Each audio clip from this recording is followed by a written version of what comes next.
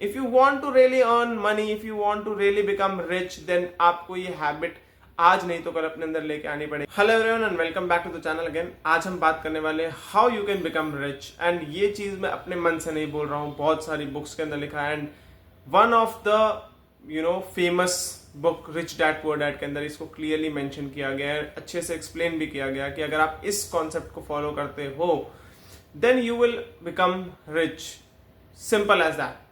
इस तरीके को इस्तेमाल करके तुम 100% अमीर बन सकते हो, but you have to follow this with discipline. अगर डिसिप्लिन है तो शायद तुम अमीर बन जाओगे, बट अगर डिसिप्लिन नहीं है तो it will become very difficult for you to become rich and you will stay middle class forever. क्या है वो ऐसी चीज, क्या है वो ऐसा मंत्र? देखो, ये ना कोई ऐसा चीज नहीं है जो और कोई जिसके ऊपर वीडियो नहीं बना रहा है या सबको नहीं पता है, बट रीआइट्रेट करना इज वेरी इंपॉर्टेंट। एंड वही रीआइट्रेशन के लिए दोबारा से तुमको याद दिलाने के लिए I am making this video. This video is all about how you can become rich. Let's start the video. देखो, रिच लोग की ना एक स्पेशल क्वालिटी होती है, ठीक है, और वो स्पेशल क्वालिटी उनको अमीर बनाती है। और गरीब लोगों के अंदर भी कुछ ऐसी क्वालिटीज होती हैं जो उनको गरीब बनाती है। जैसे कि let's talk about how people become broke, how people become poor. Even though आपने देखा होगा बहुत लोग शायद से अमीर थे, बट वो अमीरी से गरीब हुए, एंड दैट हैपन बिकॉज उनकी वो हैबिट नहीं बन पाई। और वो हैबिट क्या है? वो हैबिट अगर मेरे को सिंगल लाइन में बतानी हो, the habit of expenses, the habit of doing expenses. देखो, सिंपल सा फैक्ट है, इमेजिन करो 4 बॉक्सेस को, ठीक है। अगर तुम 4 बॉक्सेस को इमेजिन करते हो, one will be your asset, liability, income and expenses, ठीक है। टॉप पे आपका एसेट है, यहाँ पे आपकी लायबिलिटी है, यहाँ पे आपकी इनकम है और यहाँ पे आपका एक्सपेंस है।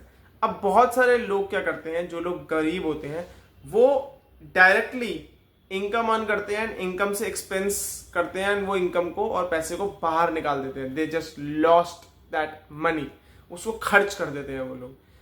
Middle class on the other hand क्या करते हैं, इनकम अर्न करते हैं, उसको लायबिलिटी में कन्वर्ट करते हैं, ईएमआईज एंड लोन्स, एंड उससे दोबारा खर्चा करते हैं, वो इनकम को बाहर कर देते हैं।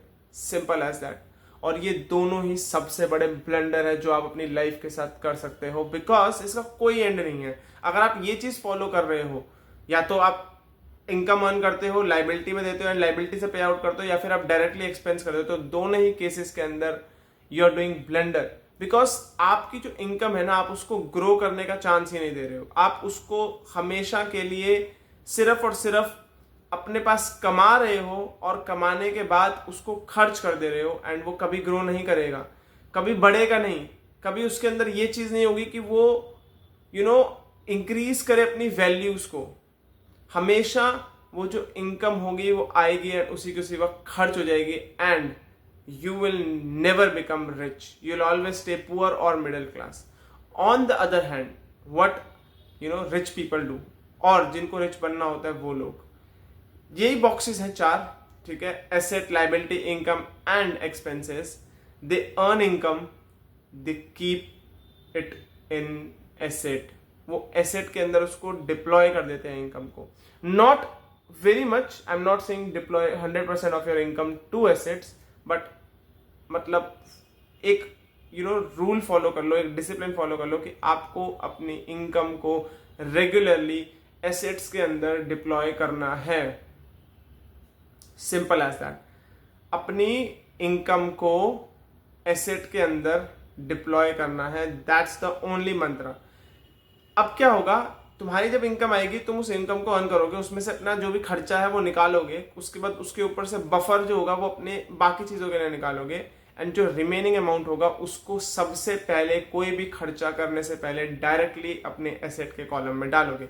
अगर आप ये सोच रहे हो कि आप सब खर्चा कर लोगे, सब कुछ करने के बाद जो अमाउंट बचेगा उसको उठा करके आप डालोगे अपने एसेट कॉलम के अंदर, then you are doing things very wrong, because उसके बाद आपके पास कुछ बचेगा ही नहीं, या बचेगा तो बहुत ज्यादा कम बचेगा, एंड आपका कोई भी हैबिट फॉर्म नहीं हो पाएगी।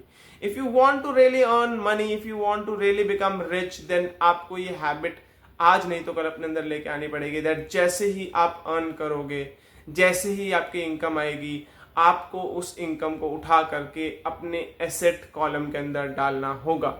एंड धीरे धीरे ईयर बाय ईयर आपकी जो इनकम है वो एसेट में कन्वर्ट हो रही है और वो एसेट का जो स्कोप है वो बड़ा होता जा रहा है। एंड जब वो एसेट बड़ा हो जाता है तो आप रिच हो जाते हो। अब ये एसेट और लायबिलिटी के बीच में डिफरेंस कैसे समझें उसको समझते हैं, क्योंकि बहुत लोग फंस जाते हैं। देखो, ऐसा नहीं होगा कि आप जिस एसेट के अंदर पैसे डाल रहे होगे उसके अपने अंदर पैसे डाल दिए and then you are not getting anything in return immediately. ये गलत है। लोग सोचते हैं कि मैंने कार ले ली, that is asset for me, क्योंकि मेरे पास एक सॉलिड चीज आ गई ना। दे थिंक अगर कोई चीज टेंजिबल है तो वो मेरा एसेट है। मैंने लैपटॉप खरीद लिया, ये मेरे लिए एसेट है। मैंने फोन खरीद लिया, ये मेरे लिए एसेट है। मैंने कार खरीद ली, मेरे लिए एसेट है। No, that's a myth. Asset हमेशा वो चीज होती है जो आपको पैसे अर्न करके देती है। Simple as that.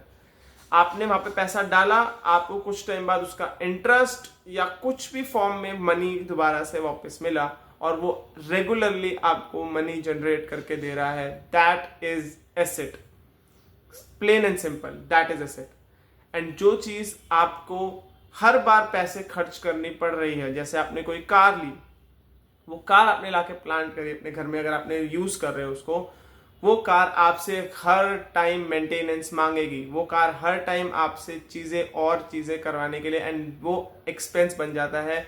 वो एक्सपेंस जब रेगुलर फॉर्म में होता है देन इट बिकम्स लायबिलिटी।